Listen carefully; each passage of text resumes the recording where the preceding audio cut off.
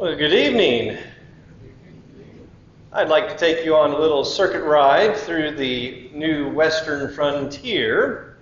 But before I can do that, we have to stop for a moment in a far-off land, in the land of France, and begin at a church building, the Cathedral of Notre Dame.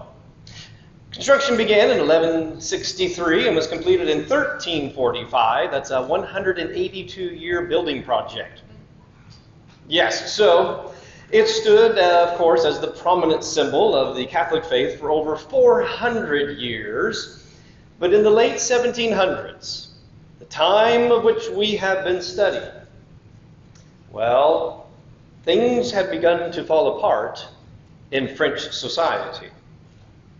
France had been prospering, seeing a large population explosion from 18 million people in 1700 to around 26 million in 1789, making it the most populous country in Europe. Additionally, great advances in literacy had increased the abilities of the public to be informed and more active in the society, discussing the events of the day.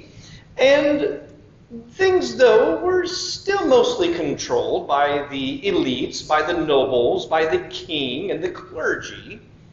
However, there was a growing working class that was earning wages, spending it on goods, and in fact, Paris exploded to a population of 600,000 people in the late 1700s.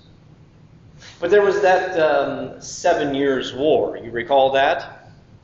And that was rather costly, not only in the loss of territories, but also financially, costing 1.8 billion livres, that is the French word for the pound, and then the very costly Anglo-French War, that was the global part of what they called back in America the American Revolution. And that cost 1.3 billion livres. And before all of that, there was another war that cost 1 billion livres. So they had a little bit of a debt problem going on. Of course, taxes. Taxes are to be collected to pay the government's expenses, but collection in France was a fiasco. Take a look at the map here. At the time, the country was divided into 13 parliaments, as in judicial districts. But the judicial districts had grown over the many years into more of legislative bodies. The judicial deciding what the law was. That was a recipe for potential disaster as they decided to do what they wanted to do. And so from time to time, they might implement new taxes deemed by the king, or they might not. And if they did decide to implement the new taxes from the king, a collection may have been sparse or very well or just intermittent. There was no telling what it might be. So you had the crown determining spending, but had no power over revenue. What could possibly go wrong? Well, a great deal of government and state debt was issued to wealthy people. People who would be willing to lend the government money for, of course, what? Some interest. And this created an explosion in the realms of finance, the financial markets. Everybody who had a chance to lend money to the government did so because of the great interest you would make off of it. And so this spurred a whole new increase in the elites, in the wealthy, in the social classes of the society. Problem was, though, the government was running out of money with which to pay them back. So what do? Well, of course, we could collect more taxes. But they're very much enjoying their lifestyles and do not want to be taxed because that might put a cramp on their style. I don't know about you, it could use a little cramping in my opinion, but that's just me. And then, well, Well, this is going to get to the point we'll have to default on some of those loans. Oh, no, you can't do that either, because if you do that, that also will cramp the lifestyles of that expanding class of the rich lenders, and that would too negatively impact French society, so we can't do that either. Well, then what are you going to do? By 1788, state debt had grown to 4.8 billion livres. That's a lot. So, the current finance minister, Charles de Brinet, decided it would be a great idea to just devalue the currency, so that the 4.8 billion really isn't 4.8 billion. That way it doesn't really cost that much, and it won't cost as much to pay back. It'll be worth a lot less. What do you think that did to the value of their currency? Inflation exploded by 65%. And you thought 8.3 was bad. Wages increased only 22%. So in the midst of this, additional problems, farmers had already begun to struggle to keep up with the demands from the growing populations, but there was a poor harvest in the 1780s, and a couple of them, and not to mention the severe winter of 1788 and 9, and all of that created more shortages and greatly increased prices as well. The working class, the farmers, and the poor were absolutely decimated. 1/3 of Paris's 600,000 people became unemployed. Not to mention, guess who had to pay all the taxes that were still there? Those people. It got so bad that in May of 1789, for the first time since 1614, the first time in 175 years, King Louis XVI summoned the Estates Generales. You talk about a moment in history. The Estates Generales was a legislative consultative assembly that some believe really only did have the true power of passing taxes. Others thought it was just a consulting body, just to give advice to the king. But in any sense, it was an effort to unite France, to try to fix France, because France is broken, and it's only going to get worse. The estate was comprised of, or the assembly was comprised of what was called 3 estates, or 3 representative groups. And the 3 representative groups were the clergy. That was the first estate that represented about 100,000 Catholics, Catholic clergy throughout the land, who owned about 10% of French land, and of course paid no taxes. They were tax exempt. There was the second estate that was that represented about 400,000 people in the country. They were considered to be the nobility. They were the elite, so they were all government workers. And that's not a joke. I don't know why some of you took it that way. It was not.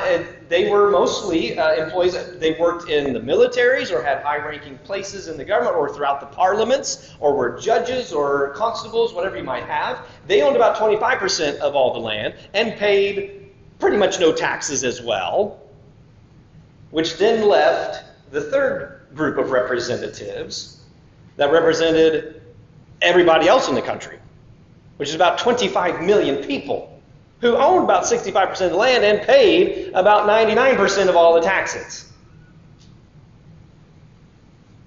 This meeting, it can't overemphasize how monumental this was in French history. First time in 175 years it had been called upon.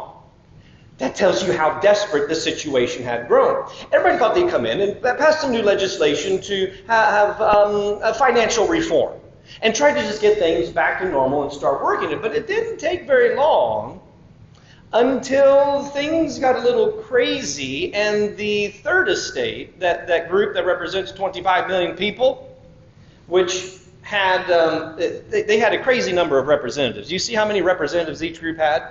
There was a total of 1,204 people at this meeting, all of them trying to give their 20 cents worth, which had been devalued down to 2. Okay, and so they're trying to make their points and votes and everything. It was crazy. And so finally, that big group there, representing 25 million people, said, let's go start our own group. Say what? You're going to do what? Start their own group. And they asked the clergy, the First Estate, to come join them as well. And they did. And they started what was called the National Assembly. Oh, King Louis doesn't like where this is going. This is going to completely rewrite French history. So he closed the building down there in Versailles and said, well, we have to do some cleaning because I'm going to come in and give a speech later. Okay, well, they decide to go to a tennis court outside of town and asked everybody to come join them, even from the Second Estate, and a very large group of them did. And they began to pursue the process of writing a whole new constitution for the country. I mean, we've seen some friends of ours do that recently. Who was that? The Americans, yes. So if they can do it and provide freedom for about everybody, why can't we? There's just a little bit of a problem, though, going on. And I have to make sure that we note what else has been happening in the French culture up to this point. This is crucial to understanding our American founding and why things happened the way they did. See, during all this, France, as well as pretty much all of Europe, had been experiencing the Age of Enlightenment. The Enlightenment. It manifested itself differently throughout all the different places and throughout the Western world. Some very great, wonderful ideas, some not so good ideas, and in fact, some of the very bad manifested themselves in French culture.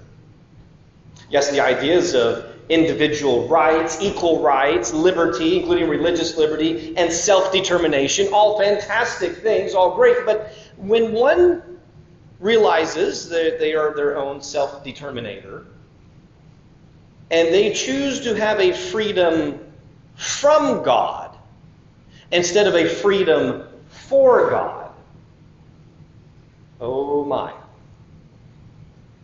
destruction is around the corner. And there in the midst of France, that's exactly what was happening. There was ever increasing violence. French revolutionaries during all of this had been attacking the estates, the properties of the aristocrats. They were destroying businesses, looting and plundering, and they were contributing to a great breakdown of the law. As the new National Assembly, King Louis XVI and the Marquis de Lafayette all got together and were working on trying to write a new constitution. The economy was only worsening, and the violence was increasing, and the food shortages were increasing, and more violence. And because of all of that, the government finally, though, approved a new constitution and ended feudalism. That's fantastic. They extended voting rights for people, not just necessarily who are property owners. And they imposed new regulations that gave the state full control of the Catholic churches. And demanded a pledge of allegiance from all the clergy. Nearly 1/4, 24% of them, pledged their allegiance to the state. Yes, we'll do whatever the government tells us to do. 3/4 of them, though, refused. In 1791, then, the Assembly, the new National Assembly, gave the remaining clergy 8 days to comply or face conspiracy charges. King Louis, to his great credit, vetoed that demand from the National Assembly and said, you're not going to threaten the clergy with a vote or with an oath of allegiance to the state. That's preposterous. So, in April of 1792, a year later, not even a year later, the Assembly again threatened the clergy to have a vote of allegiance to the state or else be deported from France. King Louis once again stepped in and vetoed it. So in August of that year, the Assembly voted to temporarily relieve the king. And the First French Republic was born and replaced the monarchy in September of that year. King Louis was placed on trial. And on January 17, 1793, the Assembly condemned Louis to death for, quote, conspiracy against public liberty and general safety. That was his charge. He was executed by guillotine on January 21st. 1793. To the great cheers of the crowd, one record from the event said that the people rushed to the platform to dip their handkerchiefs in his blood as souvenirs. The Committee of Public Safety then assumed, you could say, the executive powers of the state and began to help everybody with their public safety. Some called it the Reign of Terror, as in their efforts to eliminate any potential threats to our safety, counter-revolutionaries or whatever, from that time in January to the following July, so in a year and a half, there in 1794, they only performed 16,600 executions of anybody who didn't agree with them. For your safety. For your safety. In the midst of this, Notre Dame was seized and rededicated to the cult of reason in 1793. France's first state-sponsored religion of atheism.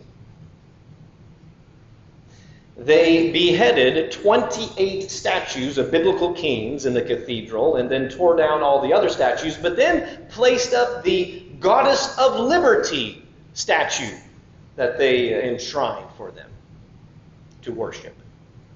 Now, we in America have a Statue of Liberty, do we not? Do we use it for worship, though? Well, far from it. We use it as a symbol for the freedom to worship however you so choose. Not so in France at this time.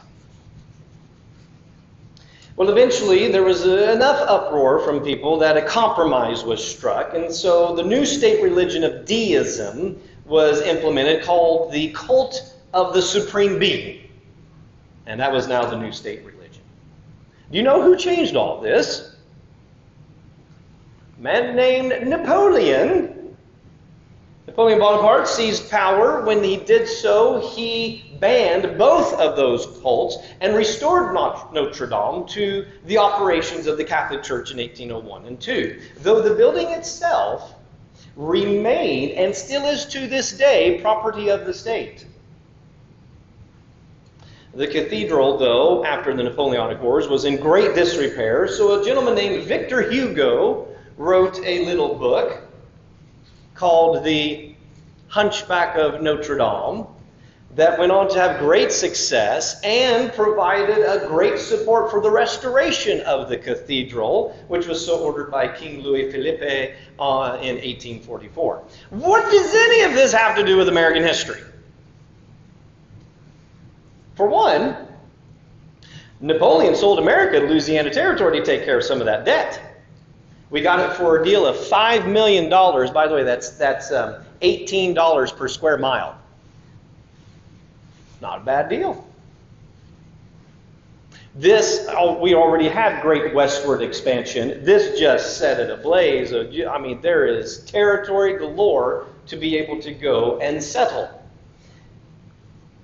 But far more importantly than territorial expansion, having witnessed everything that had taken place while he was President of the United States. I think this was on John Adams' mind when he wrote to officers of the Massachusetts militia on October 11, 1798. It's right in the heat of all this. Note what he says to them, and see if this isn't what was on his mind, what was happening in France. While our country remains untainted with the principles and manners which are now producing desolation in so many parts of the world, while she continues sincere and incapable of insidious and impious policy, we shall have the strongest reason to rejoice in the local destination assigned us by Providence. But should the people of America once become capable of that deep simulation towards one another and towards foreign nations, which assumes the language of justice and moderation, while it is practicing iniquity and extravagance, and displays in the most captivating manner the charming pictures of candor, frankness, and sincerity, while it is rioting and rapine and insolence, this country will be the most miserable habitation in the world. Because we have no government armed with power capable of contending with human passions unbridled by morality and religion. Avarice, ambition, revenge, or gallantry would break the strongest cords of our Constitution as a whale goes through a net. Our Constitution was made only for a moral and religious people. It is wholly inadequate to the government of any other. If what was happening in France were to happen here, the Constitution has no hope of protecting us. Because the power of the government is to come from who? The people. And if the people go the way of France, as it was at that time, oh my. What might they empower the government to do? Take control of the church? Go about executing anyone who wasn't willing to go along with whatever the state did? That's what was happening in France.